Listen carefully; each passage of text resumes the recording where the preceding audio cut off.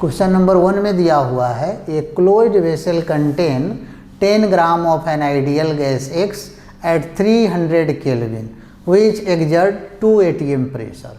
तो जैसे ही टेम्परेचर और प्रेशर का बात किया तो हम PV बराबर nRT लगा सकते हैं गैस X के लिए। तो देख लीजिए, लिखते हैं from PV equal to nRT किसके लिए, फॉर गैस X। तो पहले गैस X के लिए अगर लगाते हैं तो क्या हो जाएगा, उसका प्रेशर कितना है, उसका प्रेशर है 2, तो उसका प्रेशर हमने रख दिया, उसका प्रेशर जो है हमने रख दिया 2, ठीक है। वॉल्यूम नहीं दिया हुआ है, जो भी क्लोज्ड कंटेनर का वॉल्यूम है वो दिया हुआ नहीं है, तो हमने उसको भी मान लिया, ठीक है। नंबर ऑफ मोल, हमको मास दिया हुआ है, तो क्या कर सकते हैं, नंबर ऑफ मोल छोटे में यहाँ पर अगर आपको बताएं तो क्या होता है, मास बटे मोलर मास। तो ये हमारा क्या हो जाएगा, 10 बटे मोलर मास ऑफ X कर दिया, और R को R ही रहने दीजिए, और टेम्परेचर को हमने लिख दिया 300, ठीक है। ये हो गया इक्वेशन नंबर 1। ज़रूरत पड़ेगा इसको जैसे वैसे यूज करेंगे। उसके बाद बोला हुआ है कि सेम टेम्परेचर मतलब 300 केल्विन पर ही अनदर आइडियल गैस इसी में ऐड किया गया, Y is added and the pressure becomes 6 atm। तो हम ऐसा बोल सकते हैं कि सेम कंटेनर में जब सिर्फ गैस X था तो उसका प्रेशर कितना था, 2 atm। उसी में जब Y मिला दिए तो प्रेशर कितना हो गया, 6 atm। तो इंडिविजुअल प्रेशर अगर हम बोलें कि प्रेशर ड्यू टू Y कितना हो जाएगा, pressure due to gas Y अगर हम बोले तो क्या हो जाएगा, total pressure minus pressure of X। तो क्या हो जाएगा, 6 - 2 बराबर 4 atm। अब हम लोग क्या करेंगे, गैस Y के लिए सेम फॉर्मूला लगाएंगे, PV बराबर nRT।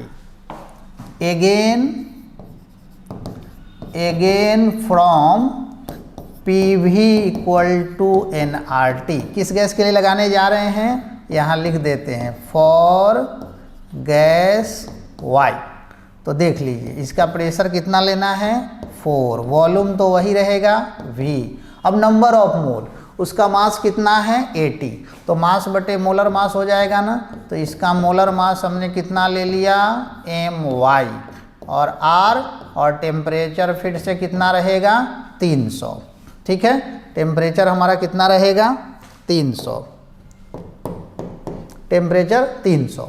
तो इसको हमने इक्वेशन नंबर कितना मान लेंगे, इक्वेशन नंबर 2 जो दिया हुआ था उसको कर दिए। अब पूछ रहा है the ratio of root mean square velocity. तो रूट मीन स्क्वायर वेलोसिटी क्या होता है, √3 RT बटे m, मतलब उसमें टेम्परेचर और मोलर मास का ज़रूरत पड़ेगा 3 RT बटे m। तो यहाँ पर अगर आप देखेंगे तो RT बटे m यहाँ पर लिखा हुआ है, इसमें भी अगर देखेंगे तो RT बटे m लिखा हुआ है, इसी का हमको रेशियो निकालना है। तो अगर RT बटे m का वैल्यू यहाँ से उसमें रख देंगे तो सॉल्व हो जाएगा। तो देखिए थोड़ा सा आगे करते हैं,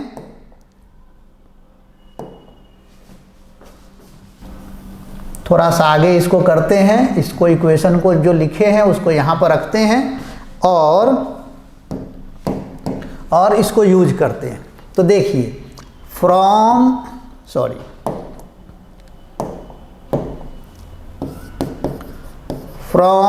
इक्वेशन 1 से बताइए, ऐसा हम लिख सकते हैं क्या, यहाँ पर अगर क्रॉस मल्टीप्लाई कर दें, क्रॉस मल्टीप्लाई छोड़ दीजिए, क्रॉस मल्टीप्लाई जैसे कि हमको क्या निकालना है RT बटे m। तो RT बटे m का वैल्यू कितना हो जाएगा, यहाँ लिखते हैं RT बटे m का value R × 300 divided by mx बराबर क्या 2v बटे 10 हो जाएगा। ये 10 कहाँ चला जाएगा, नीचे, ये वाला 10 हमारा कहाँ आ जाएगा, नीचे।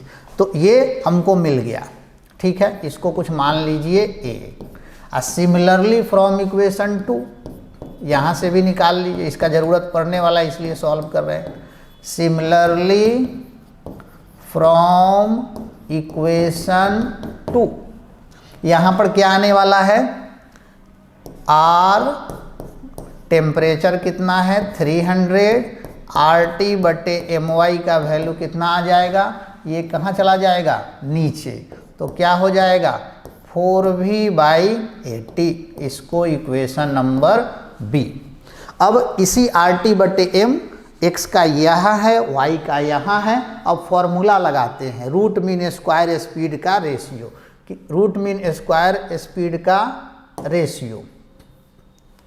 अब रूट मीन स्क्वायर स्पीड किसका था, x बटे y का, तो रूट मीन स्क्वायर स्पीड पहले x का लिखना पड़ेगा, फिर हमको किसका लिखना पड़ेगा, y का, दोनों का यूज करते हैं। तो अब हम लोग के पास फाइनली जो है वो आ जाएगा, फाइनली RMS किसका, x का डिवाइडेड बाय RMS किसका, y का। तो इसका फॉर्मूला क्या होता है, ऊपर में क्या हो जाएगा 3RT बटे MX, और नीचे में क्या हो जाएगा 3RT बटे MY, ये आ जाएगा। अब इसको एक साथ हम रूट में लिख सकते हैं, है ना, और इसका वैल्यू और इसका वैल्यू हमने निकाला हुआ है वहाँ पर, तो एक ही रूट में आ गया। और ऊपर वाले का वैल्यू कितना हो जाएगा 2V/10, और नीचे वाले का वैल्यू कितना हो जाएगा 4V/80। तो क्या कटेगा, 0 से 0 कटेगा, V से V कटेगा, और ये 4 से 2 कटेगा, और 2 कहाँ चला जाएगा ऊपर। तो आंसर में क्या आ जाएगा 4 बराबर कितना हो गया 2। तो यही हम लोगों का 2 आंसर हो गया। तो 2 जो आंसर है, ये 2 आंसर कहाँ पर है हमारे ऑप्शन में, देख लीजिए 2:1, मतलब करेक्ट ऑप्शन क्या हो गया, करेक्ट ऑप्शन जो अगर हम बोले तो करेक्ट ऑप्शन हम लोगों का हो गया D number 2/1। Hello students, so today we are going to discuss a question of JEE Advanced 2024 और ये क्वेश्चन बच्चों किससे रिलेटेड है, इनऑर्गेनिक केमिस्ट्री 15th फैमिली से रिलेटेड है। किससे रिलेटेड है, इनऑर्गेनिक केमिस्ट्री 15th फैमिली। बेटा जी इसमें नाइट्रस एसिड का डिस्प्रोपोर्शनेशन कराना है। कैसे कराएंगे, ये देखिए बेटा जी लिखा हुआ है HNO2, और HNO2 का अगर तुम डिस्प्रोपोर्शनेशन कराने जाओगे रूम टेम्परेचर पे, क्वेश्चन में गिवन है इन सीटू का मतलब होता है इन द रिएक्शन मिक्सचर।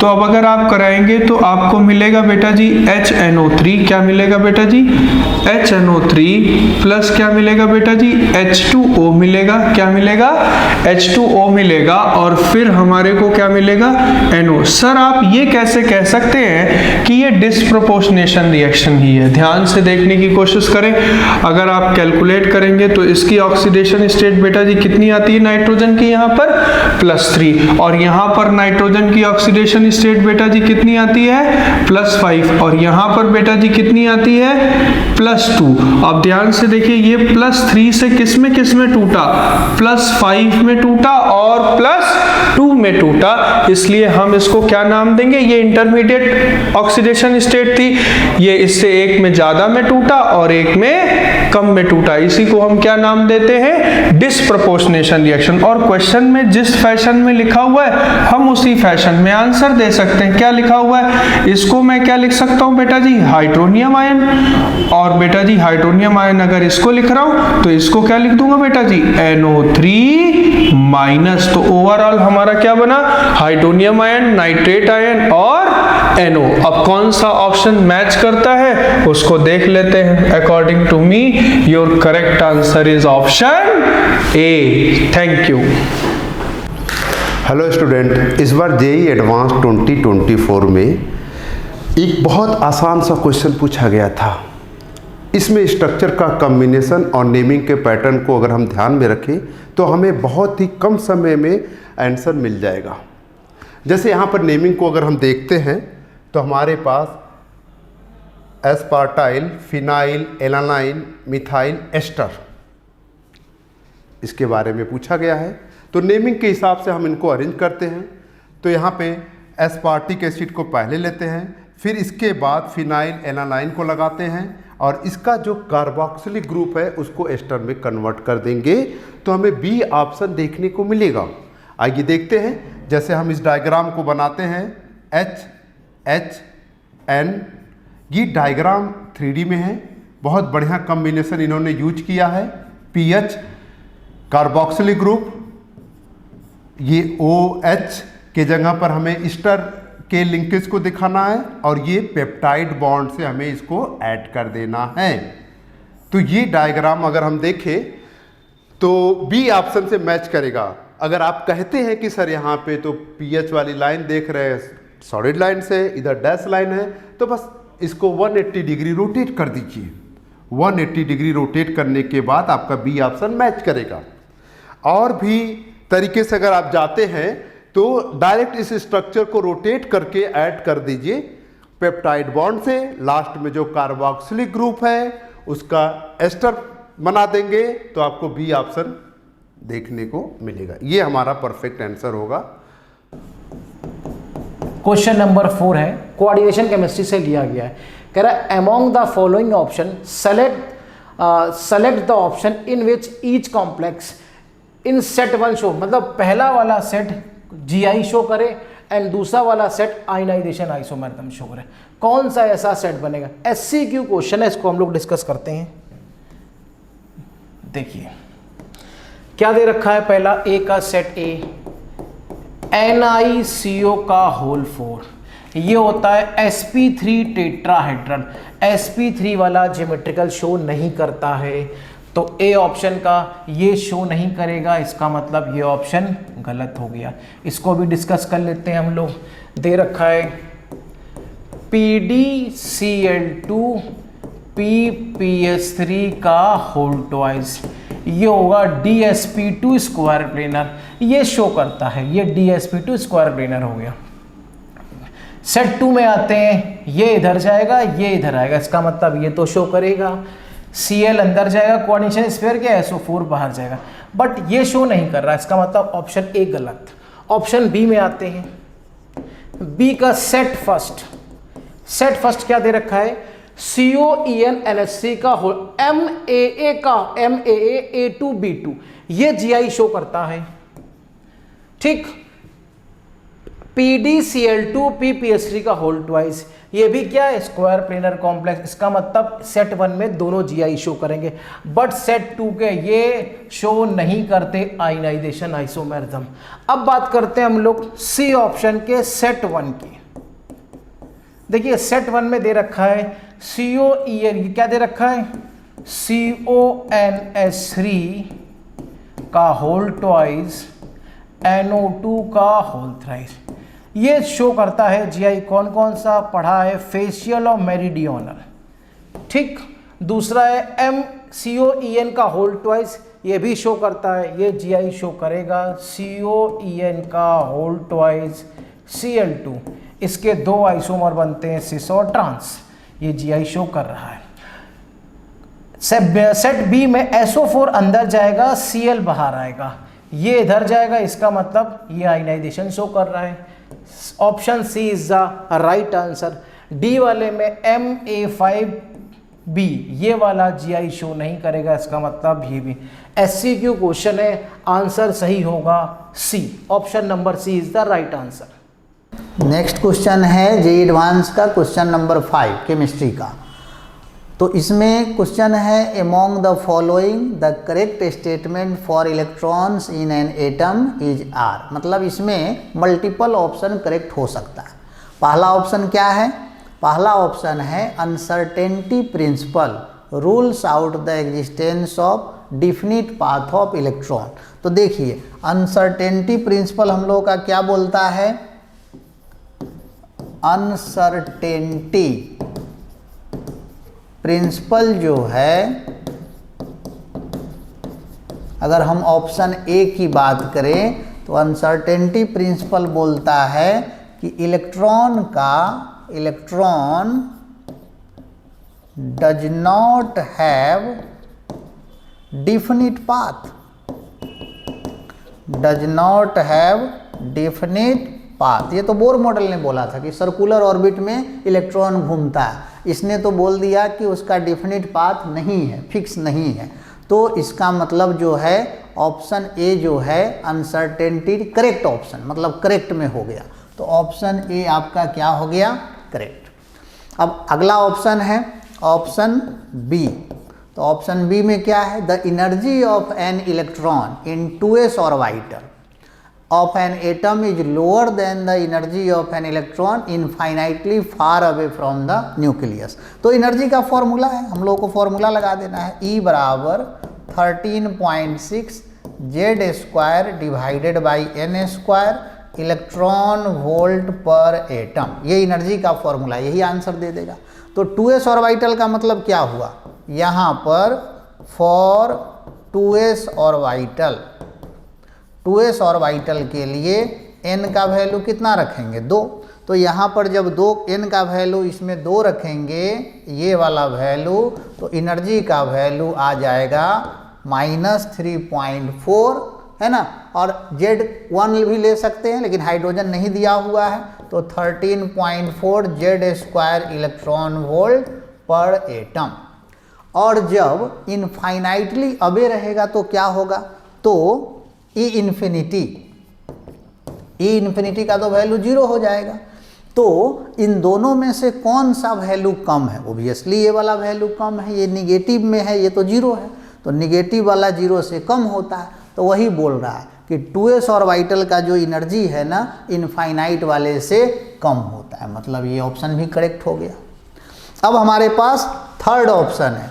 तो थर्ड ऑप्शन क्या बोल रहा है, यहाँ पे पहले देख लेते हैं ऑप्शन।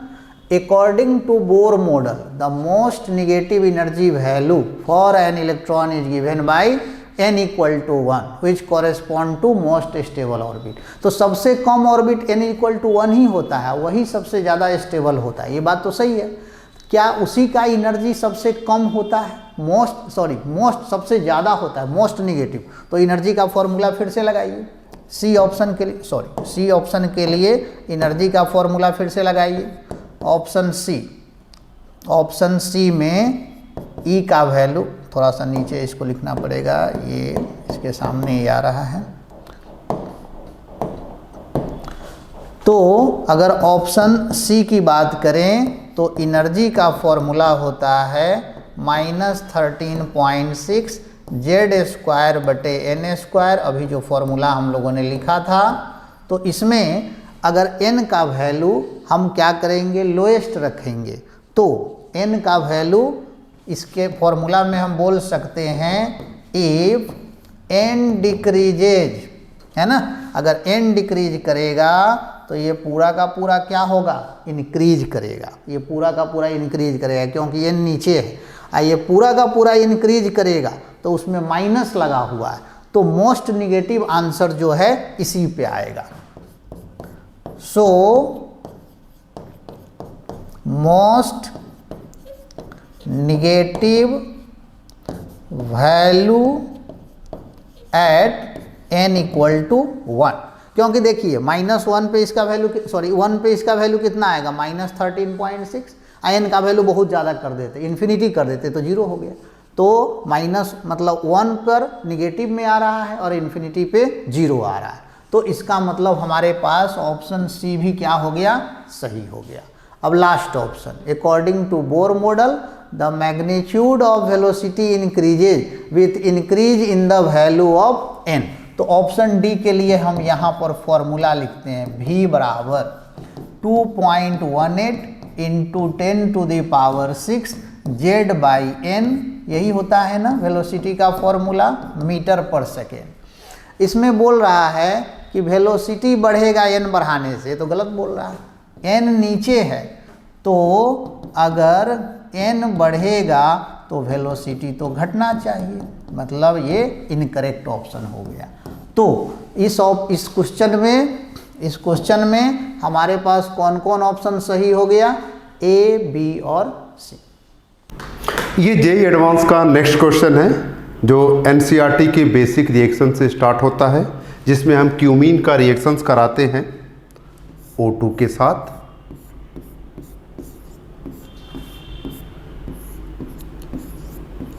फिर H3O+ पास करते हैं, जिसे हमें फिनॉल और acetone CH3 C double bond O CH3 मिलता है। इस क्वेश्चंस में इन्होंने एसीटोन को P मेंशन किया है। फिर P का रिएक्शंस अगर हम कराते हैं 3 मोल Cl2 के साथ 3 मोल Cl2, तो 3 अल्फा हाइड्रोजन Cl2 से रिप्लेस होंगे, CH3 C double bond O C Cl3, जिसे इन्होंने Q मेंशन किया है, ये आपका Q हो गया।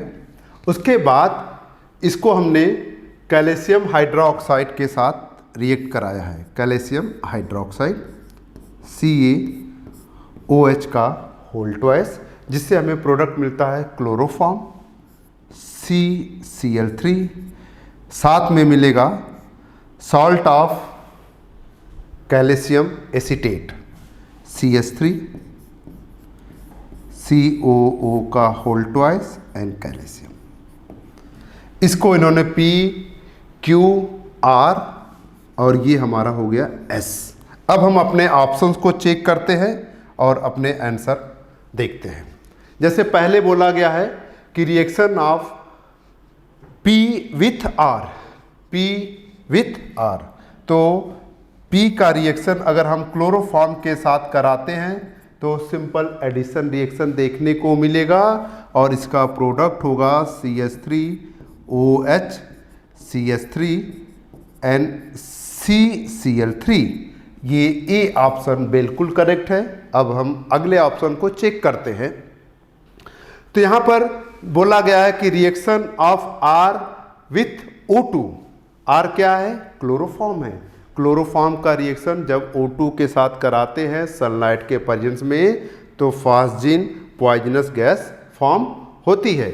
ये बी ऑप्शन भी आपका बिल्कुल करेक्ट है। और अगर हम सी वाले ऑप्शन को देखें तो Q का रिएक्शन कराने के बाद NaOH के जो प्रोडक्ट है वो कैनिजारो रिएक्शन से मैच करते हुए लग रहे हैं, लेकिन Q ऑप्शन में अल्फा हाइड्रोजन है, तो यहाँ पे कैनिजारो रिएक्शन की पॉसिबिलिटीज नहीं है, तो ये आपका सी ऑप्शन नहीं होगा।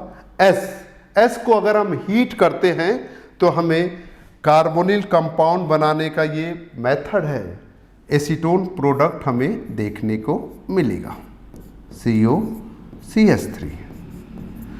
तो ये प्रिपरेशन ऑफ कार्बोनिल कंपाउंड में इस रिएक्शन को तो हम यूज ही करते हैं, तो हमारा ये डी ऑप्शन भी करेक्ट है। तो इस तरह से जो हमारे आंसर होंगे ए, बी और डी। देखिए पेपर 1 का क्वेश्चन नंबर 7 केमिकल बॉन्डिंग से लिया गया। कह रहा है the option in which at least 3 molecule follow octet rule. 4 option है, इसमें कौन कौन से 3 ऑक्टेट रूल फॉलो कर रहे हैं। आइए पहला ऑप्शन डिस्कस करते हैं हम लोग। पहला ऑप्शन दे रखा है CO2 फॉलो करता है ऑक्टेट रूल, बिल्कुल सही। दूसरा क्या है C2H4, ये होता है H, ये भी H, ये भी फॉलो कर। NO फॉलो नहीं करता। और चौथा है HCl, H plus Cl minus, ये फॉलो कर रहा है। इसका मतलब इस वाले ऑप्शन में ये फॉलो कर रहा है, ये भी फॉलो कर रहा है और HCl फॉलो कर रहा है। ये ऑप्शन सही है। अब बात करते हैं बी ऑप्शन की हम लोग जरा। बी ऑप्शन में क्या क्या दे रखा है। NO2 फॉलो नहीं करता। O3 बिल्कुल फॉलो करता है, ये ऐसा स्ट्रक्चर होता, O3 फॉलो करता है। HCl, H plus Cl minus, ये भी फॉलो करता। H2SO4 फॉलो नहीं कर रहा है, एक्सटेंडेड फॉलो करता है, वैकेंट डी ऑर्बिटल है इसके पास, ये इसका मतलब ये फॉलो नहीं कर रहा। केवल 2 फॉलो कर रहे हैं, इसका मतलब ये नहीं होगा। अगला डिस्कस करते हैं हम लोग सी ऑप्शन BCl3। ये Cl है, ये Cl है, ये फॉलो नहीं करता। टोटल इलेक्ट्रॉन 3 और मिला कितने होंगे 6, फॉलो नहीं करता। NO भी फॉलो नहीं करता। NO2 ऑड इलेक्ट्रॉन, ये भी फॉलो नहीं करता। H2SO4 भी अभी हम लोगों ने ऊपर देखा, ये भी, मतलब इसमें ना ये फॉलो करता, ना ये करता, ना ये करता, ना ये करता। अब आते हैं डी ऑप्शन में। डी ऑप्शन दे रखा है CO2, ये अभी हम लोग देख चुके हैं, ये फॉलो करता है, बिल्कुल सही। BCl3 ऊपर देखा है, ये फॉलो नहीं करता। O3 ऊपर वाले ऑप्शन में था, O3 क्या हो, फॉलो करता है ऑक्टेट रूल, बिल्कुल सही है।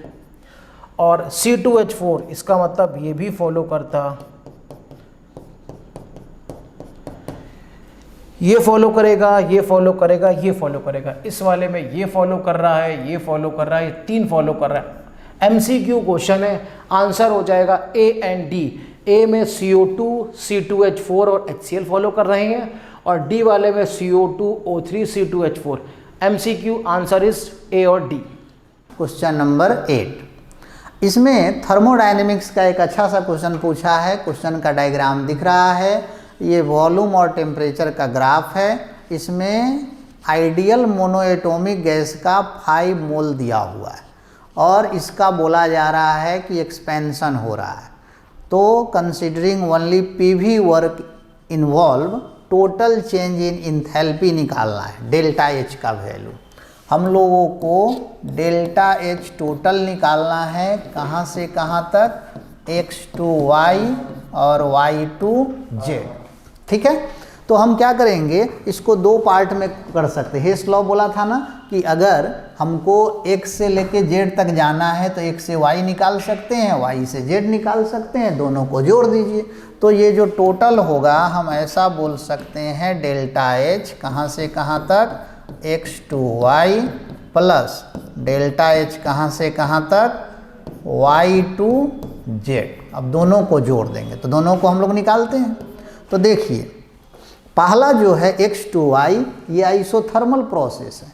अब डेल्टा H का जो फॉर्मूला होता है X के लिए, वो होता है delta U plus delta PV। ये हम इसको बांट रहे हैं 2 पार्ट में। ये कहाँ से कहाँ तक है, X to Y प्लस फिर से कहाँ से कहाँ तक, फिर से कहाँ से कहाँ तक,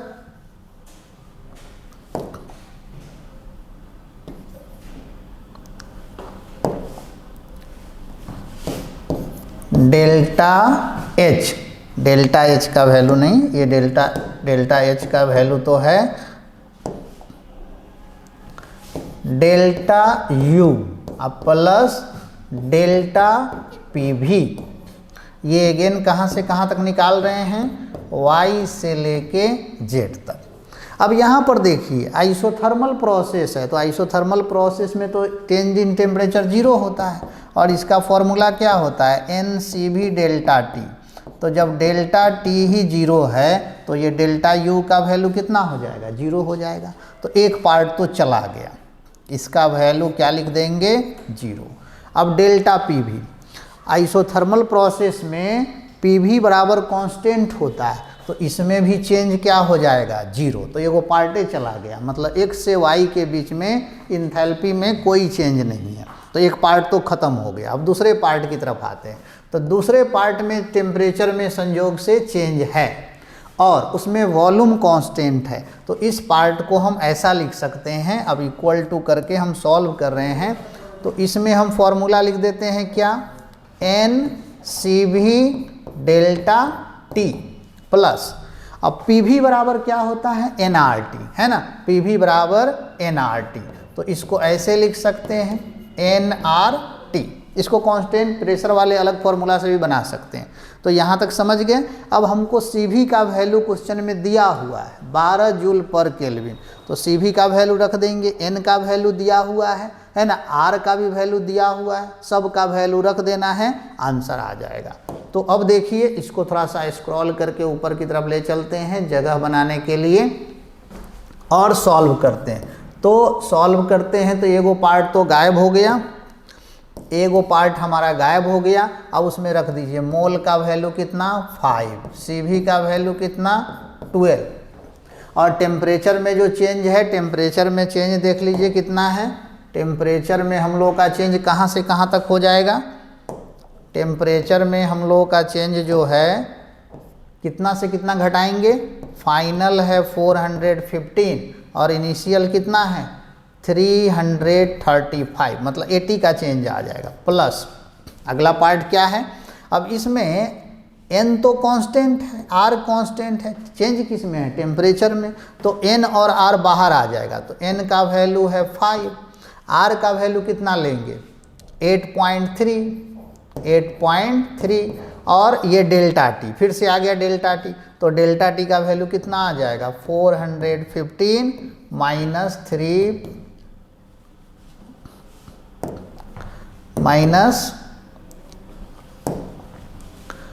335। अब इसी को सॉल्व करना है, तो सॉल्व इसको करते हैं। अब कैलकुलेशन बच गया है, तो कैलकुलेशन यहाँ पर इन दोनों में अगर आप देखें तो डेल्टा टी और n दोनों में कॉमन है ना, डेल्टा टी और n दोनों में कॉमन है। तो हम ऐसा कर सकते हैं, इसको लिख सकते हैं 5 × 12 × 80 प्लस कितना 5 × 8.3 × 80। अब इसमें 5 × 80 400, इसमें क्या कॉमन आएगा? 12, और उसमें क्या कॉमन आएगा? 8.3, तो कितना आ गया? 400 × 12.3। अब गुना कर दीजिए, 4 तिहाई 12, 1 4 दूना 8 और एगो 0 और एक डेसिमल के बाद, तो आपका आंसर कितना आ गया? 812 जूल। ये हो गया आपका answer. Hello students, so today we are going to discuss a JEE Advanced question 2024 and this question is related to chemical kinetics। 12th का टॉपिक है, बड़ा इंपॉर्टेंट टॉपिक है। ध्यान से देखो बच्चे, हमसे ऑर्डर ऑफ रिएक्शन पूछा गया है। इस क्वेश्चन में क्या पूछा गया है? ऑर्डर ऑफ रिएक्शन पूछा गया है। ऑर्डर ऑफ रिएक्शन हम कैसे लिखेंगे? रेट लॉ से लिखने की कोशिश करेंगे, और रेट लॉ हमको इस क्वेश्चन में कहाँ से मिलेगा? स्लोएस्ट स्टेप से मिलेगा। कहाँ से मिलेगा बेटा जी? स्लोएस्ट स्टेप से। तो हम रेट लॉ लिखेंगे क्या? सर रेट लॉ लिखेंगे R इक्वल टू, लिखेंगे बेटा जी K2, और फिर क्या लिखेंगे? कॉन्सेंट्रेशन ऑफ N2O2, और बेटा जी क्या लिखेंगे? Concentration of H2। बच्चों बहुत ध्यान से देखने की कोशिश कीजिए। रेट लॉ आपको सिखाया गया होगा क्लास में। रेट लॉ लिखते समय कॉन्सेंट्रेशन ऑफ इंटरमीडिएट्स को हम नहीं रखते। क्यों नहीं रखते? क्योंकि ड्यूरिंग द रिएक्शन बनते हैं और हम इनकी कॉन्सेंट्रेशंस को कंट्रोल नहीं कर सकते। इसलिए हमारे को क्या करना पड़ेगा? We have to vanish out the concentration of N2O2। Sir कैसे वैनिश आउट करें? ध्यान से देखने की कोशिश कीजिए। यहाँ पर एक फास्ट इक्विलिब्रियम की रिएक्शन लिखी हुई है, और अगर फास्ट इक्विलिब्रियम की बेटा जी रिएक्शन लिखी हुई है तो मैं क्या लिख सकता हूँ? लिख सकता हूँ K इक्विलिब्रियम। ध्यान से देखो, अगर मैं K इक्विलिब्रियम लिख सकता हूँ तो यहाँ पर बेटा जी क्या लिख सकता हूँ? K1/K-1 इक्वल टू बेटा जी क्या लिख सकता हूँ? कॉन्सेंट्रेशन ऑफ प्रोडक्ट यानी कि N2O2 और N2O2 कॉन्सेंट्रेशन ऑफ बेटा जी N2O2, और अपॉन में क्या लिखूंगा? कोई बताएगा? NO का होल स्क्वायर। अब अगर मैं इसको लिखूं K1 K-1, ये बेटा जी लिखूंगा NO का होल स्क्वायर, और ये बेटा जी क्या लिखूंगा? N2O2। इतनी बात समझ में आ रही है? तो इस इंटरमीडिएट स्पीशीज की वैल्यू मैं कहाँ पुट कर दूंगा? जो मैंने पहली इक्वेशन रेट लॉ की लिखी है उस पे पुट कर दूंगा। तो अब मैं क्या लिखूंगा बेटा जी? R इक्वल टू, यहाँ पर लिखूंगा K2, यहाँ पर क्या लिखूंगा? K2, और फिर क्या लिखूंगा? वैल्यू पुट करूंगा, सब्सटीट्यूट करूंगा, K1/K-1, यहाँ पर क्या लिखूंगा बेटा जी? NO का होल स्क्वायर, और यहाँ पर क्या लिखूंगा? H2। क्या इतनी बात समझ में आ रही है? अब बच्चे क्वेश्चन में हमसे क्या पूछा गया है? Order of reaction. क्वेश्चन में अपन से क्या पूछा गया है? Order of reaction. तो देखो ऑर्डर ऑफ रिएक्शन कैसे मिलता है? इनकी पावर्स का सम होता है। जो कॉन्सेंट्रेशन है इनकी पावर्स का सम लिखना है। तो इसकी बेटा जी पावर कितनी आई है? 2, और इसकी पावर कितनी आई है? 1। तो 2 + 1 लिखोगे तो ऑर्डर ऑफ रिएक्शन बेटा जी कितना आ जाएगा? It would be 3। This is the answer of your question. Thank you very much. ये JEE एडवांस का अगला क्वेश्चन है। इसका 50% क्वेश्चन पहले ही 2012 JEE एडवांस में पूछा गया है। आइए देखते हैं इस क्वेश्चन को। तो इसमें हमें एस्टल्डिहाइड का रिएक्शन कराना है फॉर्मल्डिहाइड के साथ HC⋯OH NaOH के प्रेजेंस में है। तो इसके पास अल्फ़ा हाइड्रोजन है, एल्डिहाइड है, अल्फ़ा हाइड्रोजन है, तो ये एल्डोल रिएक्शन दिखाएगा। फॉर्मल्डिहाइड को एक्सेस में लिया गया है तो 3 टाइम्स पहले ये एल्डोल रिएक्शन दिखाएगा। तो इसका प्रोडक्ट जो बनेगा CH2OH CH2OH CH2OH C⋯ONH। Formaldehyde access में है तो एक फॉर्मल्डिहाइड का मॉलिक्यूल और यूज करते हैं और अब यहाँ पर ये कैनिजारो रिएक्शन दिखाएगा। कैनिजारो रिएक्शन में क्या प्रोडक्ट बनते हैं? एल्कोहल और सॉल्ट, NaOH पास करते हैं तो एल्कोहल और सॉल्ट, तो ये हमारा एल्कोहल वाला पार्ट कंप्लीट हुआ। Salt SCOONA। अब हमें बोला गया है कि ये जो अल्कोहल है इसको उन्होंने P बोला है और इसको Q मेंशन किया है। P जो है टॉलेंट रीजन के साथ नेगेटिव टेस्ट दिखाता है, लेकिन Q को अगर हम H+ आयन देते हैं तो फिर ये पॉजिटिव टेस्ट दिखाता है टॉलेंट रिएजेंट के साथ। तो फॉर्मिक एसिड टॉलेंट रिएजेंट के साथ पॉजिटिव टेस्ट दिखाता है। अब P का रिएक्शन 2 मोल साइक्लोहेक्सेनोन के साथ कराया गया है H+ आयन के प्रेजेंस में। तो 2 मोल साइक्लोहेक्सेनोन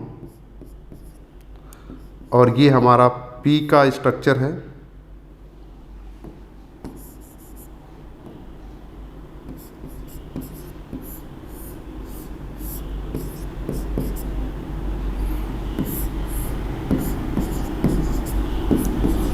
साइक्लोहेक्सेनोन का 1 मोल और ले लेते हैं। H+ आयन का सोर्स हमारे पास है।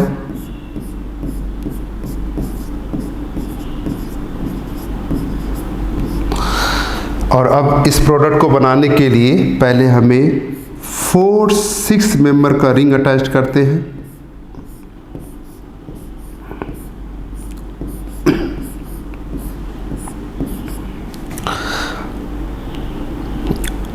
ऑक्सीजन एटम मेंशन करते हैं।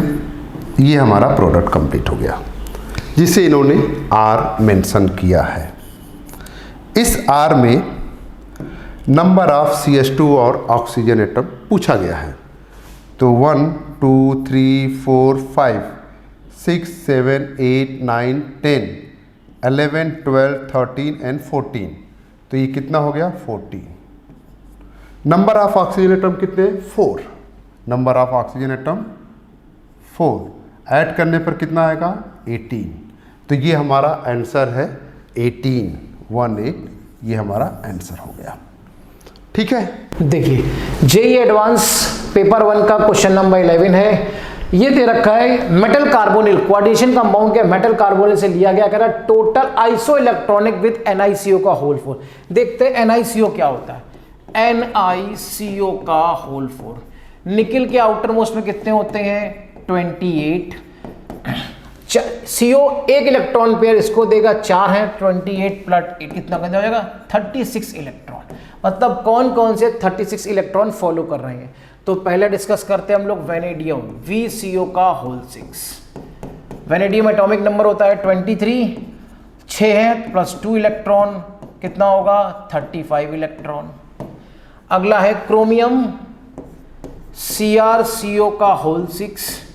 क्रोमियम होता है 24 और प्लस होल 5 +5 10 कितना हो जाएगा? 34 इलेक्ट्रॉन। Cu थर्ड है CuCO का होल थ्राइस। कॉपर के आउटर मोस्ट टोटल इलेक्ट्रॉन होते हैं 29 + 6 कितना होगा? 35। अगला है MnCO का होल 5। Mn के टोटल इलेक्ट्रॉन कितने हैं? 25 प्लस 5 मतलब 10 कितना होगा 35 इलेक्ट्रॉन। अगला देखते हैं Fe, CO का होल 5, आयरन का टोटल 26 प्लस 5 इलेक्ट्रॉन, 5 CO है तो 10 electron, total 36 electron. Cobalt CO का होल थ्राइस -3, कोबाल्ट का होता है 27, -3 का मतलब 3 इलेक्ट्रॉन इससे मिल रहे हैं, कितना हो जाएगा 30 और प्लस 3 है टोटल 36 इलेक्ट्रॉन। अब दे रखा है क्रोमियम Cr, CO का होल 4 -4, तो क्रोमियम होता है 24 प्लस 4 28 और प्लस 8 कितना हुआ 36। और यहाँ पे अगला दे रखा है इरिडियम IR, CO का होल थ्राइस, इरिडियम होता है 77 प्लस 6 तो 7, ये हो गया 83। अब कौन कौन सा आइसो इलेक्ट्रॉनिक है चेक करते हैं हम लोग। तो 36 इलेक्ट्रॉन, तो एक तो हो गया ये Fe, दूसरा CO का होल थ्राइस -3 और Cr CO होल 4 -4, ये तीनों क्या हुआ है 36 आइसो इलेक्ट्रॉनिक है, इंटीजर टाइप है। आंसर हो जाएगा 3.00, करेक्ट आंसर इज 3। हम जेईई एडवांस का नेक्स्ट क्वेश्चन देखते हैं। क्वेश्चन थोड़ा सा लेंदी है, सारे स्टेप्स लिखते हैं। यहाँ पर देखो P बनाना है जिस पे रिएक्टेंट पे 3 प्रोसेस किए गए हैं। पहले में H2O का एडिशन करना है ट्रिपल बॉन्ड पे, फिर उसका टॉटोमर्स बनाना है, फिर क्लेमेंसन रिडक्शन करना है, फिर हाइड्रोलिसिस करना। हाइड्रोलिसिस का होगा एस्टर ग्रुप का और हमें क्या मिलेगा कार्बोक्सिलिक ग्रुप। तो आइए पहले हम P को बनाते हैं। तो यहाँ पे अगर हम P बनाते हैं तो ये H triple bond CH2 15 ester group. तो पहले प्रोसेसिंग हमें ट्रिपल बॉन्ड पे करना है, तो इस ट्रिपल बॉन्ड वाले पोर्शन को हम अलग कर लेते हैं। इस पे हमें H2O का एडिशन करना है मार्कोनिकॉफ के अकॉर्डिंग, फिर इसका टॉटोमर्स बनाना है, फिर रिडक्शन करना है क्लेमेंसन रिडक्शन, तो CC, फिर हाइड्रोलिसिस करना है। हाइड्रोलिसिस किस ग्रुप का होगा एस्टर का, तो यहां पर आ जाएगा OH और ये हो जाएगा H। तो P कैसा दिखेगा CH3 CH2 16 COH। अब इसका रिएक्शन हमें ग्लिसरॉल के साथ कराना है। OH OH और OH 3 unit of P use करना है H+ आयन के प्रेजेंस में। तो कार्बोक्सिलिक ग्रुप जब अल्कोहल से रिएक्ट करता है तो एस्टर ग्रुप फॉर्म करता है। तो यहाँ पे हमें एस्टर कनेक्टिविटी देखने को मिलेगा CO C17 H35, यही 3 यूनिट हमें रिपीट करना है C17 H35।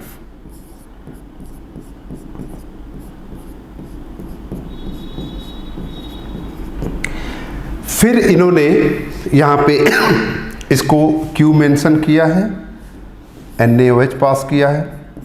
NaOH पास करते ही आपको ग्लिसरॉल वापस मिल जाएगा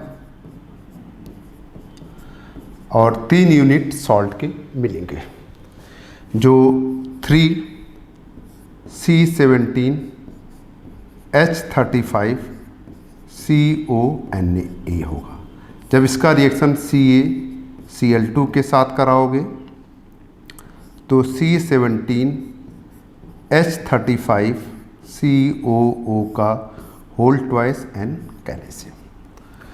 तो यहाँ पर इन्होंने बोला है क्वेश्चंस में कि हम Q जो है 1 मोल ले रहे हैं। तो ये कितना मोल बनेगा भाई? 3 मोल। अगर हम ध्यान से देखें, ये 2 मोल यूज करते हैं तो यहाँ पे प्रोडक्ट 1 मोल मिलेगा। 2 मोल से 1 मोल, तो 3 मोल से कितना मिलेगा? 3/2 मोल। और हमसे मास जो है ग्राम में पूछा गया है, तो मॉलिक्यूलर मास का मल्टीप्लाई कर दीजिए इसका। 3/2 × 606 जो आएगा 909 ग्राम। 909 ग्राम ये हमारा फाइनल आंसर होगा। क्वेश्चन नंबर 13 पेपर 1 का है। कह रहा है among the following complexes the total number of diamagnetic species, या डी ब्लॉक का ऐसे कह सकते हैं, डी ब्लॉक का क्वेश्चन है। हमें बताना है कौन कौन से एलिमेंट क्या है डायमैग्नेटिक इन नेचर। तो पहला डिस्कस करते हैं हम लोग Mn। देखिए NH3 0 होता, टोटल हो जाएगा Mn+3। Mn+3 का मतलब हो गया Mn होता है 4s2 3d5, 3 इलेक्ट्रॉन चले जाएंगे तो क्या हो जाएगा ये 3d4। ठीक, 3d4 होगा, पेयरिंग नहीं होगी, ये पैरामैग्नेटिक होगा। अगला देखते हैं MnCl6 -3, इसमें भी क्या है Mn+3 में है, +3 का मतलब हो गया है ये d4, d4 का मतलब अनपेयर्ड इलेक्ट्रॉन होंगे। अगला है FeF6 -3, निकालेंगे Fe हो जाएगा +3, Fe+3 का कौन सा लिगेंड है? वीक d5, d5 का मतलब अनपेयर्ड इलेक्ट्रॉन होंगे, ये भी नहीं होगा। अगला है COF6 -3, ऑक्सीजन स्टेट निकालेंगे, कोबाल्ट की आएगी +3, कोबाल्ट +3 का मतलब है 4s2 3d7 मतलब d6। F कैसा है? WFL वीक फील्ड लिगेंड है, तो क्या होगा? पेयरिंग नहीं होगी, इसका मतलब ये भी क्या होगा? पैरामैग्नेटिक इन नेचर होगा। अगला दे रखा है FeNH3 का होल 6 +3, मतलब आयरन +3 में है, +3 का मतलब है d5, अगर पेयरिंग करा भी देंगे तब भी पैरामैग्नेटिक होगा। अगला है COEN का होल थ्राइस +3, इसका मतलब कोबाल्ट किस में है? +3 में है, +3 का मतलब है कोबाल्ट d6 में है, स्ट्रॉन्ग लिगेंड है, पेयरिंग कर लेगा SFN, स्ट्रॉन्ग फील्ड लिगेंड है, पेयरिंग करेगा तो क्या हो जाएगा? d6 है, सबके सब पेयरिंग कर लेंगे, क्या हो जाएगा? Diamagnetic in nature. तो केवल d6 पेयर करेगा ऐसे।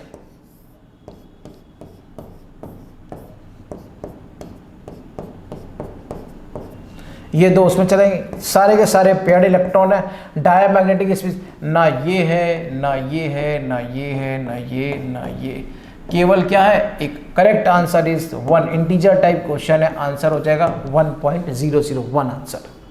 क्वेश्चन नंबर 14 डिस्कस करेंगे। ये क्वेश्चन है इलेक्ट्रोकेमिस्ट्री के कंडक्टेंस और जो हम लोग ऑक्सीडेशन रिडक्शन रिडॉक्स में मोल कॉन्सेप्ट में भी बोला जाता है, उसके जो टाइट्रेशन पार्ट है उससे।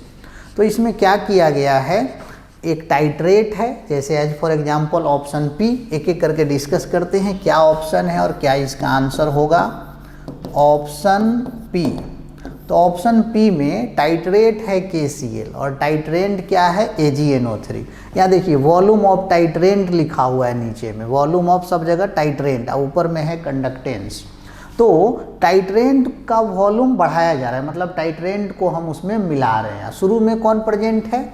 KCl, इसमें कौन प्रेजेंट है शुरू में? AgNO3। तो टाइट्रेट जो होता है पहले से प्रेजेंट रहता है और उसमें टाइट्रेंट को मिलाया जाता है, और इन दोनों को यूज करके एंड पॉइंट आता है एक दूसरे का, मतलब जिसका मोलारिटी या नॉर्मलिटी अननोन रहता है उसको निकाला जाता है। तो ये इसी को बोला जाता है टाइट्रेशन। तो कंडक्टेंस में इसका क्या यूज है देखते हैं। तो शुरू में इस टाइट्रेट के कारण मतलब KCl सॉल्यूशन में प्रेजेंट है, तो KCl क्या दे रहा होगा सॉल्यूशन के अंदर में? K+Cl-, और K+ और Cl- का जो कंडक्टेंस है वो यहाँ पर दिया हुआ है। तो K+ का जो कंडक्टेंस हमारे पास है वो कितना है 7.4 और Cl माइनस का जो कंडक्टेंस है वो कितना है 7.6। ये वैल्यू हमको दिया हुआ है, ठीक है। अब जैसे ही उसमें हम AgNO3 मिलाना शुरू करेंगे इन दोनों के बीच रिएक्शन शुरू हो जाएगा। Due to addition of AgNO3 को जब इसमें ऐड करेंगे तो AgNO3 क्या देगा, Ag प्लस और NO3 माइनस, ये दोनों आयन देगा। अब इसका Ag प्लस और इसका Cl माइनस दोनों मिला करके क्या बना देगा, AgCl का प्रेसिपिटेट, AgCl का क्या बना देगा, PPT। तो उसको तो भूल जाइए, वो तो फिर से ब्रेक होने वाला है नहीं। मतलब पहले हमारे पास K प्लस Cl माइनस था, आज जब रिएक्शन हो रहा है उस पीरियड की बात करें तो उस पीरियड में हमारा Cl माइनस खत्म होता जा रहा है, Ag प्लस भी खत्म होता जा रहा है और बच क्या रहा है K प्लस NO3 माइनस। तो बिफोर रिएक्शन, इसको थोड़ा सही से लिख लेते हैं, बिफोर रिएक्शन हमारे पास क्या क्या आयन है, K प्लस Cl माइनस, है ना। ड्यूरिंग रिएक्शन जब हो रहा है तब हमारे पास K प्लस तो बच रहा है और क्या है NO3 माइनस। तो K प्लस तो पहले भी है बाद में भी है, तो अगर कुछ चेंज आएगा कंडक्टेंस में तो ये जो है रिप्लेस्ड हो रहा है किससे, Cl माइनस किससे रिप्लेस्ड हो रहा है, NO3 माइनस से। तो अगर NO3 माइनस का कंडक्टिविटी ज़्यादा होगा या कंडक्टेंस ज़्यादा होगा तो इस सॉल्यूशन का कंडक्टिविटी बढ़ता जाएगा या कंडक्टेंस बढ़ता जाएगा। तो NO3 का वहाँ पर देखिए डेटा दिया हुआ है, NO3 का जो वैल्यू है, इसके कंडक्टेंस का जो वैल्यू है वो कितना है 7.2। तो पहले इसके पहले क्या था, Cl माइनस था, तो Cl माइनस का तो ज़्यादा था, NO3 माइनस का कम है। इसका मतलब ड्यूरिंग द रिएक्शन जब तक एंड पॉइंट नहीं आए उस समय तक क्या होगा, इस सॉल्यूशन का कंडक्टेंस जो है घटेगा। तो इस सॉल्यूशन का कंडक्टेंस घटने वाला और ज़्यादा नहीं घट रहा है, 7.6 से कहाँ जा रहा है 7.2, माइनर डिक्रीज। तो इसमें तो बहुत शार्प डिक्रीज हो रहा है, इसमें थोड़ा देर तक घटा है, इसमें देखिए धीरे धीरे एकदम घट रहा है। तो P का रिलेशन जो है वो 3 नंबर के साथ एग्जैक्ट मैच कर रहा है। तो P के साथ अभी अगर ऑप्शन हमको एग्जाम में करना हो तो एक ऑप्शन डायरेक्टली यहाँ से दिख रहा है C नंबर, तो C नंबर करेक्ट हो जाएगा। लेकिन हम लोग समझ लेते हैं बाकी ऑप्शन को भी कि Q का 4 हो सकता है, 3 हो सकता है और क्यों हो सकता है, कैसे होगा वो देखते हैं। तो पहला पार्ट तो हो गया। अब इसमें आगे जो दिखा रहा है उसके बारे में भी थोड़ा सोचते हैं। अब सोचिए शुरू में हमारे पास K प्लस Cl माइनस था और मिला रहे हैं तो Ag प्लस NO3 है। अब रिएक्शन के बाद क्या होगा, रिएक्शन के बाद जितना भी Cl माइनस था सब AgCl में प्रेसिपिटेट हो गया। तो क्या क्या बचेगा, हमारे पास बचेगा K प्लस NO3 माइनस, और जितना ज़्यादा AgNO3 मिलाएंगे उतना ज़्यादा आयन का नंबर बढ़ेगा और उसके कारण कंडक्टिविटी क्या होगा, बढ़ेगा। इसीलिए कंडक्टिविटी जो है ऐसे इंक्रीज करता हुआ दिखाया जा रहा है। तो P पार्ट हम लोग का हो गया। अब हम लोग ऑप्शन नंबर Q को देखते हैं। ऑप्शन नंबर Q क्या बोलना चाह रहा है, इसका कौन सा सुटेबल ऑप्शन होगा। देखिए उसमें पहले से था ऑप्शन Q, ऑप्शन Q।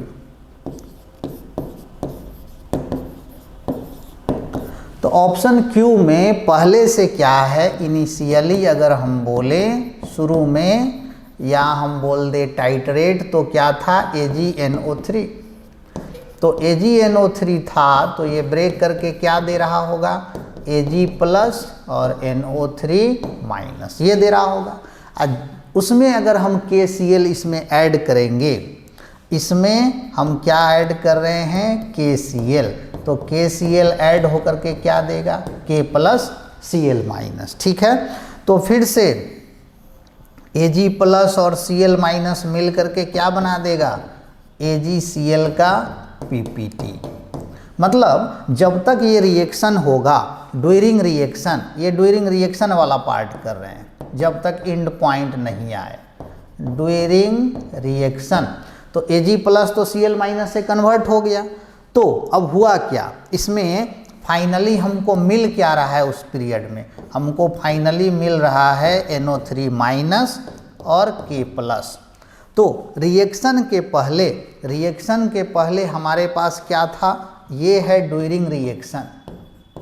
जब रिएक्शन हो रहा है तो हमको मिल रहा है NO3 minus and K plus. अब बिफोर रिएक्शन क्या था, Ag प्लस NO3, तो NO3 माइनस तो दोनों में कॉमन है, NO3 माइनस दोनों में कॉमन है। तो रिएक्शन के पहले क्या था, Ag प्लस था, और रिएक्शन के बाद क्या आ गया, K प्लस। अब Ag प्लस और K प्लस का देखिए कौन, मतलब कंडक्टेंस क्या क्या है, किसका ज़्यादा है। Ag प्लस का वैल्यू है 6.2 और NO3 का वैल्यू है 7.2। तो पहले था हमारे पास Ag प्लस, अब बाद में क्या हो गया, NO3 माइनस। मतलब क्या हो गया, मोलर कंडक्टेंस जो है या कंडक्टिविटी क्या होना चाहिए, बढ़ना चाहिए, है ना। तो अब बढ़ने वाला ऑप्शन देखिए, बढ़ने वाला ऑप्शन अगर हम इसमें देखें तो यहाँ पर आपको 4 नंबर में दिख रहा है कि ड्यूरिंग रिएक्शन जो है कंडक्टेंस बढ़ रहा है, लगातार बढ़ रहा है एंड पॉइंट की तरफ। इसमें भी घट रहा है, इसमें भी घट रहा है, इसमें भी घट रहा है। तो Q का सुटेबल ऑप्शन की अगर हम बात करें तो ओनली ऑप्शन कौन लग रहा है, Q, है ना। तो Q वाला ऑप्शन जो है 4 हो जाएगा। अब उसके बाद भी अगर देखेंगे तो जैसे जैसे उसमें KCl मिलाएंगे नंबर ऑफ आयन बढ़ेगा तो कंडक्टिविटी तो बढ़ेगा, इसलिए ऑप्शन क्या हो गया, 4 नंबर हमारा करेक्ट हो गया। अब नेक्स्ट आते हैं ऑप्शन नंबर R। चलिए ऑप्शन नंबर R को समझते हैं। तो ऑप्शन नंबर R में क्या है, NaOH पहले से था और उसमें मिला क्या रहे हैं, HCl। ठीक है, ऑप्शन नंबर R, तो उसमें पहले से है NaOH और मिला रहे हैं HCl। तो इनिशियल और फाइनल सिचुएशन को देखते हैं। चलिए यहाँ पर हम फिर से लिख लेते हैं,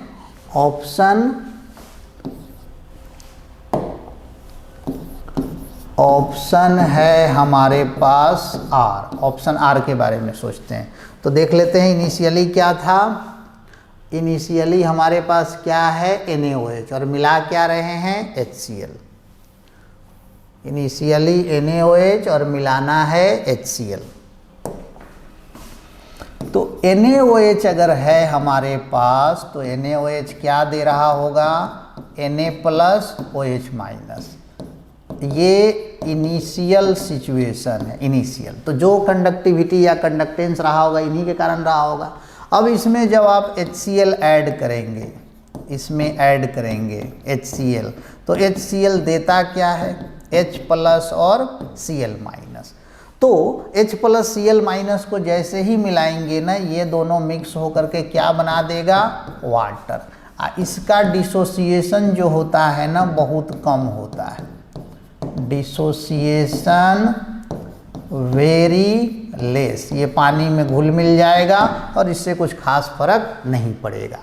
तो अगर इनिशियली की बात करें तो Na प्लस OH था, और ड्यूरिंग रिएक्शन की बात करें, ड्यूरिंग रिएक्शन, तो ड्यूरिंग रिएक्शन जो है हमारे पास क्या बच गया, हमारे पास बच रहा है Na प्लस और Cl माइनस। तो अब देखिए कंपेयर कीजिए इनिशियल सिचुएशन से और ड्यूरिंग रिएक्शन में क्या हो रहा है। तो इनिशियली हमारे पास था Na प्लस OH माइनस और ड्यूरिंग रिएक्शन ये बच रहा है। तो Na प्लस पहले भी था, रिएक्शन के टाइम भी है। तो डिफरेंस क्या आया, OH माइनस आयन रिप्लेस किससे हो गया, Cl माइनस से। तो ड्यूरिंग रिएक्शन हम बोल सकते हैं OH minus replaced by Cl minus. अब अगर Cl माइनस का कंडक्टेंस ज़्यादा होगा तो कंडक्टिविटी बढ़ेगा, अगर इसका कम होगा तो घटेगा। तो ऑप्शन की तरफ चलते हैं, वहाँ पर जो दिया हुआ था गिवन इन्फॉर्मेशन OH का ज़्यादा है कि Cl माइनस का ज़्यादा है? तो देखिए OH माइनस का कंडक्टेंस जो है 19.9 है और Cl माइनस का तो बहुत कम है 7.6, तो इसका मतलब कंडक्टेंस घटना चाहिए और बहुत तेज़ी से घटना चाहिए। तो देखिए यहाँ पर ऑप्शन आपको दिख रहा होगा, बहुत तेज़ी से घटने वाला यही है, शार्प डिक्रीज। एक शार्प डिक्रीज वाला ये भी है, लेकिन उसका सेकेंड पार्ट जब सोचेंगे तो आइडिया लग जाएगा। अब जब कंप्लीट न्यूट्रलाइजेशन इन दोनों का हो जाएगा, एक का होगा NaOH का, तो HCl जैसे जैसे मिलाएंगे उसके कंडक्टिविटी में इंक्रीमेंट आएगा। तो R का तो परफेक्ट ऑप्शन 2 हो जाएगा, R का ऑप्शन 5 नहीं हो सकता है। अब बच गया ऑप्शन S। अब ऑप्शन S के बारे में सोचते हैं कि 5 होगा कि 1 होगा, या हो सकता है उसी में से और कोई हो जाए। तो नेक्स्ट ऑप्शन की तरफ चलते हैं, ऑप्शन नंबर S। तो ऑप्शन नंबर एस को पहले यहाँ से भरवली समझते हैं। ऑप्शन नंबर एस में इनिशियली हमारे पास NaOH है, तो NaOH ब्रेक करके क्या देगा? Na plus OH minus. और जब उसमें एसिटिक एसिड मिलाएंगे तो इसका OH माइनस इसका H प्लस मिला के क्या बना देगा? वाटर। तो इनिशियली और ड्यूरिंग रिएक्शन में कंपैरिजन करना है कि बढ़ना चाहिए घटना चाहिए, सेम प्रोसीजर। आगे देखते हैं, शुरू में है NaOH, मिला रहे हैं एसिटिक एसिड, NaOH में मिलाना है एसिटिक एसिड। देखिए option S, option S NaOH है इनिशियली NaOH है, तो ये ब्रेक करके क्या दे रहा होगा सॉल्यूशन में? Na plus OH minus.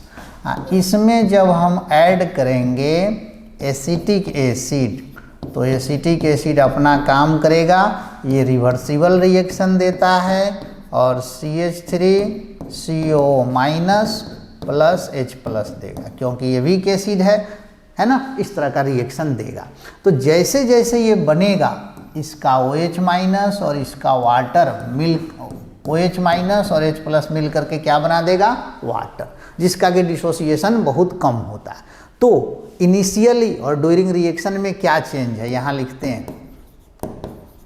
तो इनिशियली हमारे पास था Na प्लस OH माइनस, है ना, और ड्यूरिंग रिएक्शन, अभी रिएक्शन के बीच की बात कर रहे हैं, ड्यूरिंग रिएक्शन जब हो रहा था तो ये दोनों तो गायब हो गया, तो बचा क्या? Na प्लस और CH3CO माइनस। तो Na प्लस तो कॉमन है, Na प्लस की बात करेंगे, ये तो पहले भी था और बाद ड्यूरिंग रिएक्शन भी है, तो अगर कोई चेंज आया होगा तो OH माइनस और CH3CO माइनस में डिफरेंस के कारण, किस में डिफरेंस के कारण?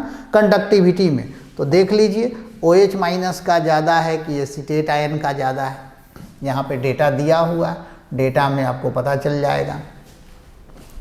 तो एसीटेट आयन का कंडक्टेंस जो दिया हुआ है, कंडक्टिविटी, आयनिक कंडक्टिविटी दिया हुआ है, लिमिटिंग आयनिक कंडक्टिविटी। लिमिटिंग आयनिक कंडक्टिविटी क्या होता है? इनफाइनाइट डायलूशन पे जो आयन का कंडक्टिविटी होता है वो दिया हुआ है, तो उसका वैल्यू जो है एसीटेट आयन का 4.1 है। और अगर हम बात करें OH माइनस का, तो OH माइनस का तो बहुत ज़्यादा है, मतलब उसमें डिक्रीज होने वाला है। तो ऑप्शन नंबर 1 तो नहीं हो सकता, ऑप्शन नंबर 5 होगा, नहीं तो ऑप्शन नंबर 2 हो सकता है। लेकिन जब सेकेंड पार्ट की बात करेंगे तो जब इसका न्यूट्रलाइजेशन हो जाएगा NaOH का, और उसमें जब हम एसिटिक एसिड मिलाते जाएंगे तो उसका तो डिसोसिएशन जो है बहुत कम होता है और कांस्टेंट हो जाएगा, और उसमें कॉमन आयन इफेक्ट भी लगेगा। देखते हैं कैसे कैसे क्या हो रहा है।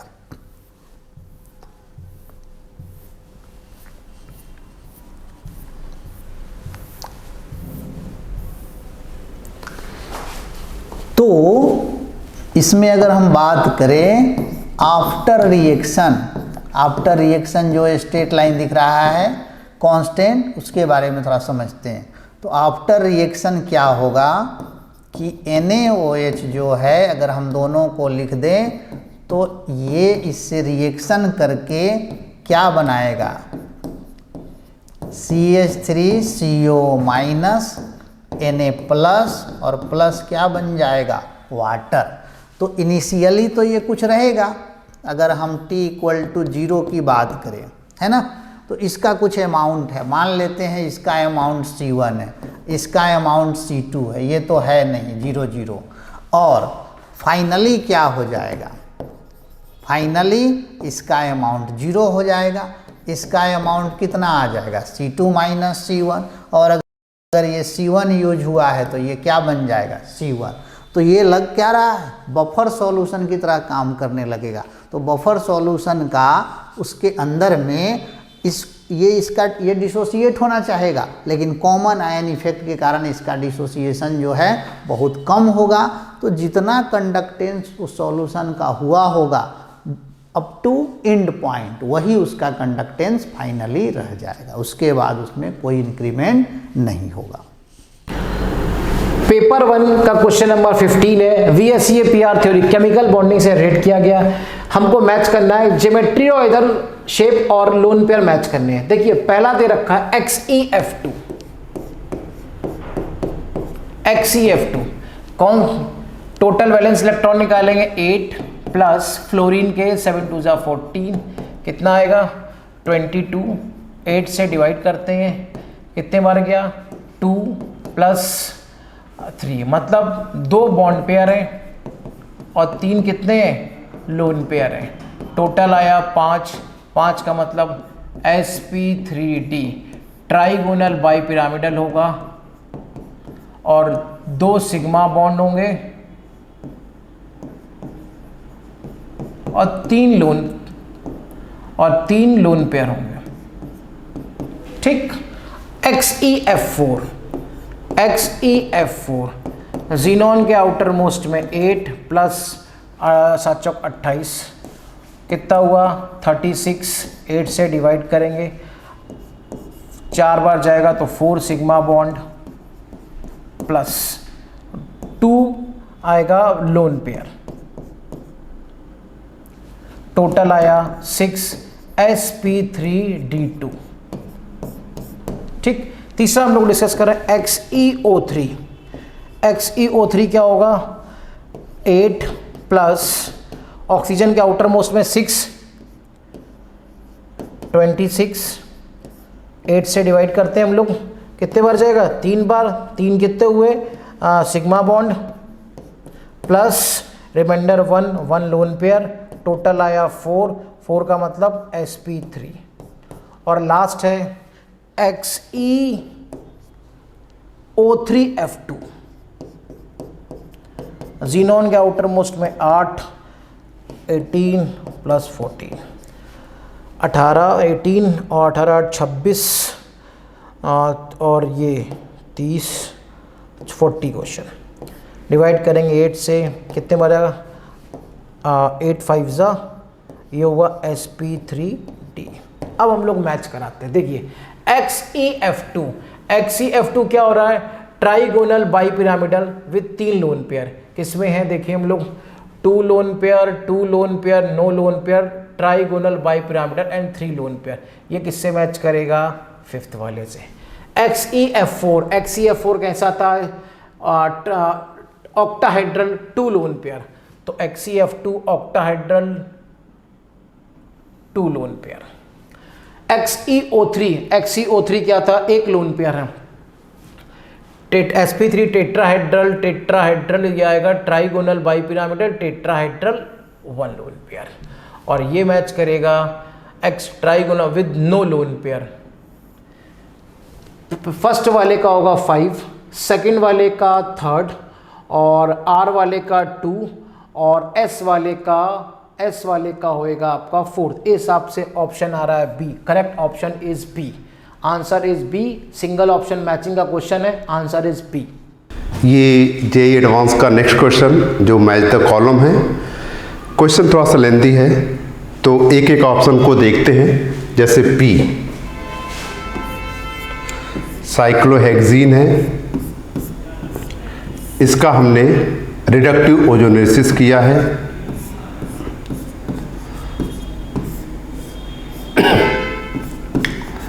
फिर एल्डोल कंडेंसेशन रिएक्शन कराया है, एल्डोल कंडेंसेशन रिएक्शन कराया है। इस पे फिर हमने इथाइलिन ग्लाइकॉल का रिएक्शन कराया है ताकि एल्डिहाइड अब रिएक्ट न कर सके। इथाइलिन ग्लाइकॉल ताकि ये रिएक्ट न कर सके। अब हमने इस पर हाइड्रोबोरेशन ऑक्सीडेशन किया है। H2O का एडिशन होता है एंटी मार्कोनिकॉफ के अकॉर्डिंग। फिर इसको हमने हाइड्रोलिसिस कर दिया है, वापस हमें एल्डिहाइड ग्रुप मिल जाएगा। फिर हमने NaBH4 के साथ रिडक्शन किया है, तो एल्डिहाइड का क्या बन जाएगा, अल्कोहल। एल्डिहाइड का क्या बन जाएगा, अल्कोहल। अब हम इसका क्यू ऑप्शन देखते हैं।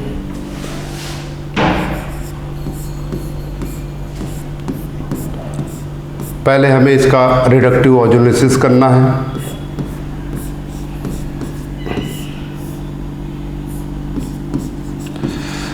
फिर इंट्रामॉलिक्यूलर एल्डोल कंडेंसेशन रिएक्शन कराना है।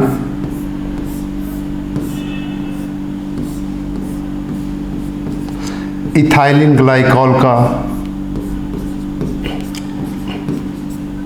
रिएक्शन कीटोन ग्रुप पे कराना है।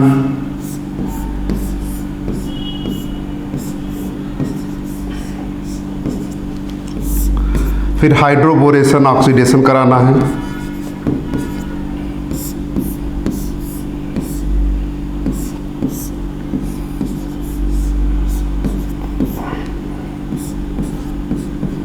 हाइड्रोलिसिस करना है एसिडिक मीडियम में।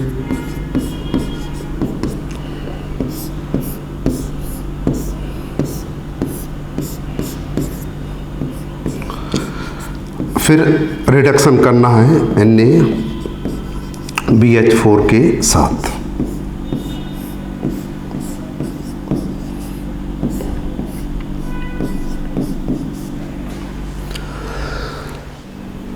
अब हम इसका R ऑप्शन देखते हैं।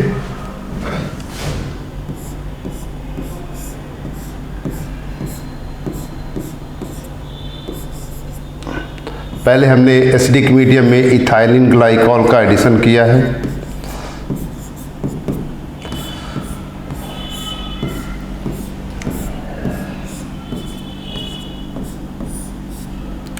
फिर ऑक्सीमर्क्यूरेशन डीमर्क्यूरेशन किया गया है। ऑक्सीमर्क्यूरेशन डीमर्क्यूरेशन किया गया है।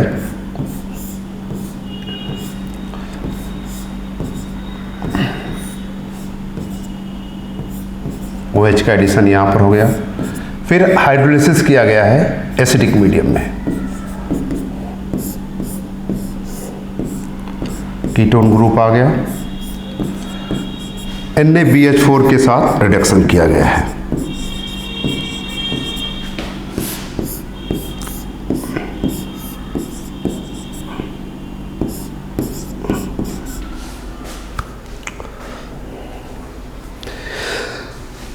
अब हम इसका लास्ट ऑप्शन S चेक करते हैं।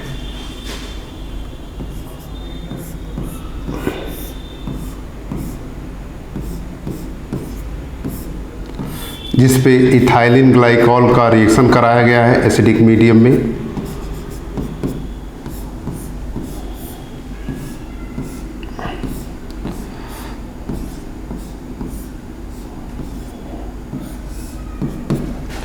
फिर हाइड्रोबोरेशन ऑक्सीडेशन कराते हैं।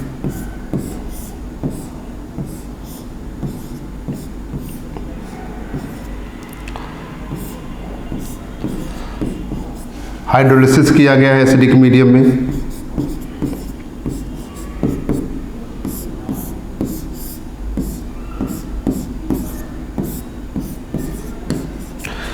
NaBH4 के साथ रिडक्शन किया गया है।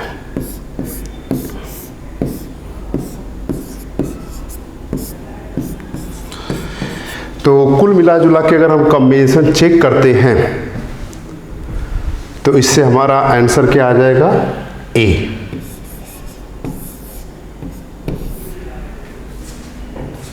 ये जेईई एडवांस का नेक्स्ट क्वेश्चन है, मैच द कॉलम है। क्वेश्चन थोड़ा सा लेंदी है लेकिन फिर भी स्टेप्स लिखते हैं और उससे रिलेटेड ऑप्शन को मैच कराते हैं।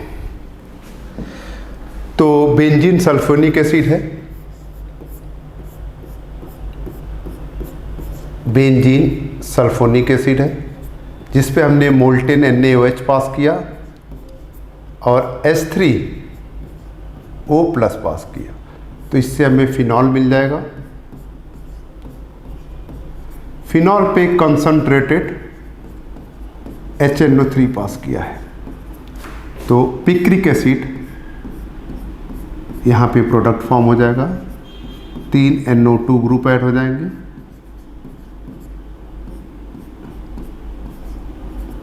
ये हमारा P का प्रोडक्ट कंप्लीट हुआ। अब हम Q पर आते हैं। Q में नाइट्रोबेंजीन है। नाइट्रोबेंजीन मेटा डायरेक्टिंग होता है। इस पे हमें NO2 प्लस का इलेक्ट्रोफिलिक एरोमेटिक सब्स्टिट्यूशन रिएक्शन कराना है।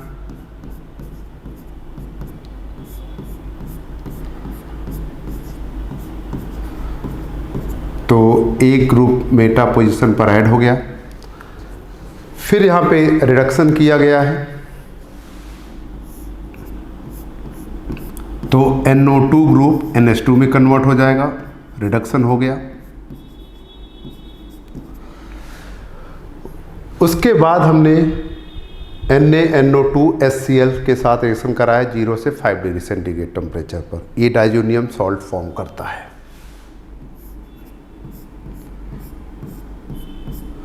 डाइजोनियम सॉल्ट फॉर्म करता है। ये प्लस माइनस। N2 एक अच्छा लिविंग ग्रुप है।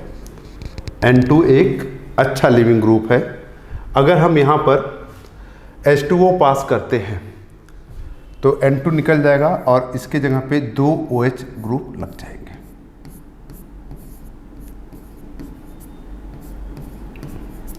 दो OH ग्रुप लग जाएंगे। फिर हमने NO2 प्लस के साथ इलेक्ट्रोफिलिक एरोमेटिक सब्स्टिट्यूशन रिएक्शन कराया। बेंजीन रिंग पे 2 OH ग्रुप है, ये हाईली एक्टिवेटेड है, तो इस पे 3 NO2 ग्रुप ऐड होंगे।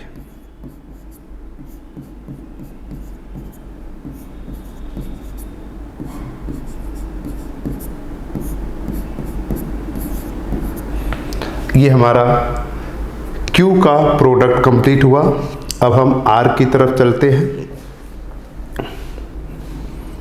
अलग कलर ले लेते हैं। यहाँ पे 2 OH ग्रुप बेंजीन रिंग पे लगे हैं। रिंग एक्टिवेटेड है। इस पर हमने H2SO3 का रिएक्शन कराया कंसंट्रेटेड। तो ये पहले जो बेस्ट पोजीशन है उस पर SO3H का एडिशन होगा। OH यहाँ पर SO3H SO3H। फिर उसके बाद हमने क्या किया है,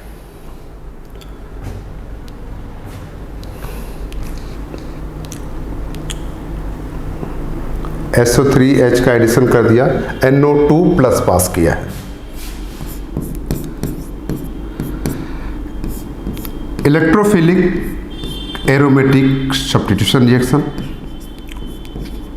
अब जो बचा हुआ पोजीशन है यहाँ पर NO2 आएगा, SO3H SO3H।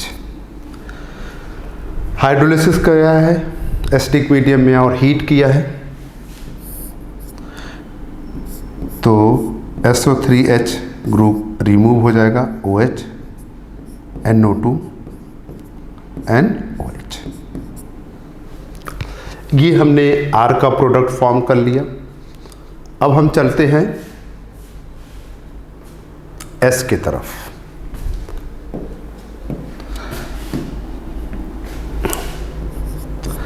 S क्या है, पहले हमने टॉल्यूइन लिया है, टॉल्यूइन हो गया। फर्स्ट प्रोसेस में देखेंगे तो KMnO4 के साथ बेसिक मीडियम में ऑक्सीडेशन, फिर H+ आयन पास किया है, बेंजोइक एसिड बनेगा।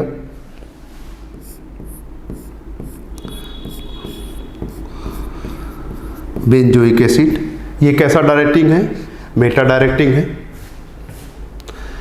मेटा डायरेक्टिंग है। इस पे NO2+ का इलेक्ट्रोफिलिक एरोमेटिक सब्स्टिट्यूशन रिएक्शन कराना है। 2 NO2 ग्रुप ऐड होंगे मेटा पोजीशन पे।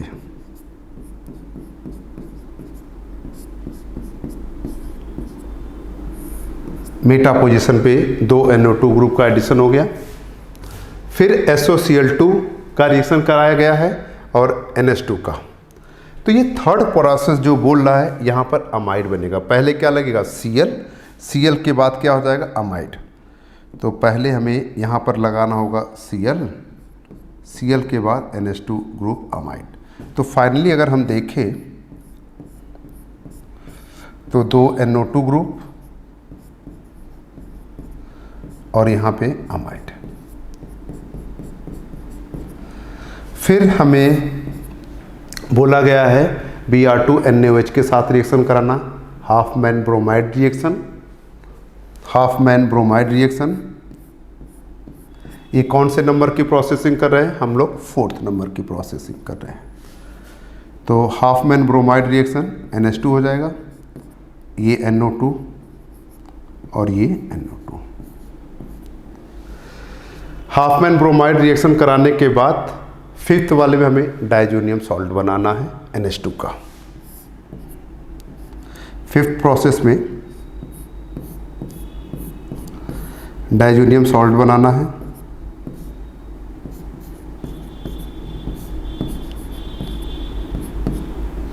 N2+ Cl- आयन, और उसके बाद हमें H2O मॉलिक्यूल पास करना है, H2O मॉलिक्यूल पास करना है।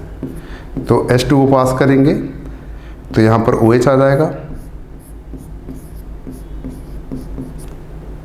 NO2 और NO2। ठीक है, हमने सबका प्रोडक्ट लिख दिया और इनसे हम अगर अपना आंसर मैच कराते हैं तो हमारा आंसर C होगा, आंसर C परफेक्ट होगा।